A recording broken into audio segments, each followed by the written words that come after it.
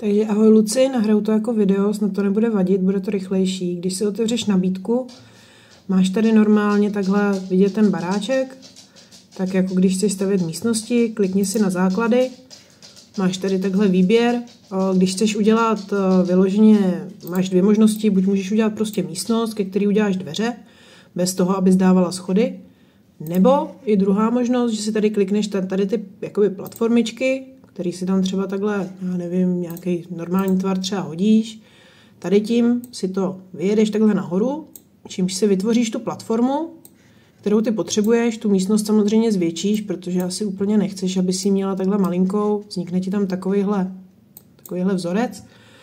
Ty si klikneš na schody, které jsou tady bokem, vybereš si, který se ti líbí, já vezmu třeba tady ty první, protože prostě proč ne? A už ti to půjde hodit krásně tady k tomu. Touhle šipkou si je můžeš i roztáhnout.